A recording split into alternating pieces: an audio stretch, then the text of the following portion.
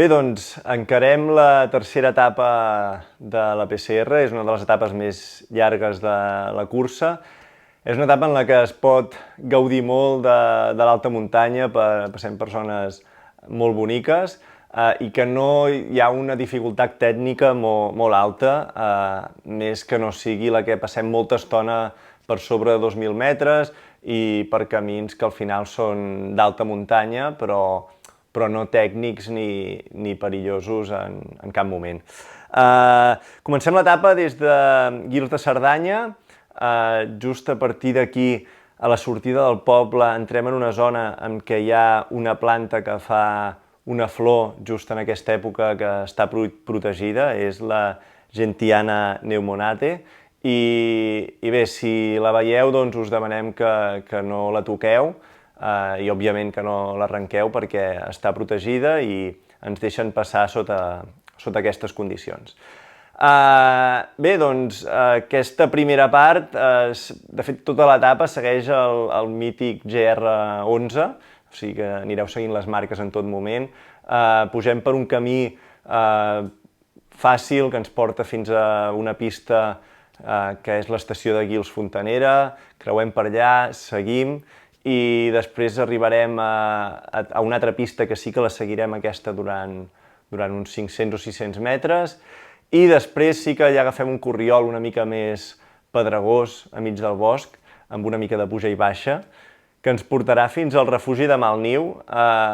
un refugi molt bonic que s'hi pot arribar amb cotxe i que serà el primer avituallament d'aquesta etapa tan llarga. Aquí estem al quilòmetre 9 i bé, tenim aquest primer avituallament i és important que tingueu en compte que d'aquí fins a Angolestés, és a dir, al quilòmetre 35 de l'etapa, no hi ha cap punt d'accés amb cotxe que sigui fàcil. És una etapa en la que els accessos són molt difícils i això ens porta a que és una etapa que hem d'anar molt en compte amb els temps de tall, és una etapa llarga, que es fa tard a la tarda, que les tempestes de tarda són sempre un risc, ja us ho direm durant el briefing si hi ha risc o no, però és una etapa que hem de tenir en compte, són molt importants aquests temps de tall, sobretot en el següent tram fins a Cabana d'Esparvers, que és on trobareu el següent avituallament i que és un punt on no s'hi pot accedir amb cotxe, sí que hi podem accedir més o menys a prop, però just en el punt tampoc hi podem accedir amb cotxe. Llavors, aquest segon tram fins a Cabana d'Esparvers són uns 10 quilòmetres amb 750 metres de desnivell positiu,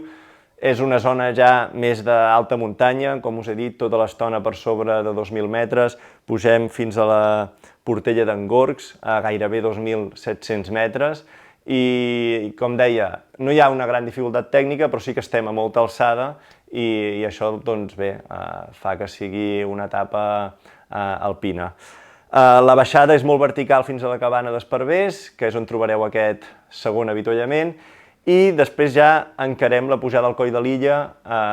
primer per mig de prats més senzills i cada vegada més pedregós, fins al Coll de Lilla, que és el punt d'entrada a Andorra. Aquí sí que us recomanem tancar les dades del mòbil perquè Andorra no està a la Unió Europea i les tarifes de dades són molt altes. Això sí, si us plau, no pareu els mòbils, necessitem que els tingueu engegats sempre per si us hem de comunicar qualsevol cosa, qualsevol emergència. Per tant, sí pareu les dades, però que el telèfon segueixi connectat i amb cobertura sempre que n'hi hagi, òbviament. I del Coll de Lilla, doncs res, una llarga baixada fins a Encamp, però sí que amb diferents seccions. Una primera part fins al refugi de Fontverd, estem a la vall del Madriu Perafita Claró, és patrimoni de la UNESCO, és molt bonic, i és anar seguint el riu, que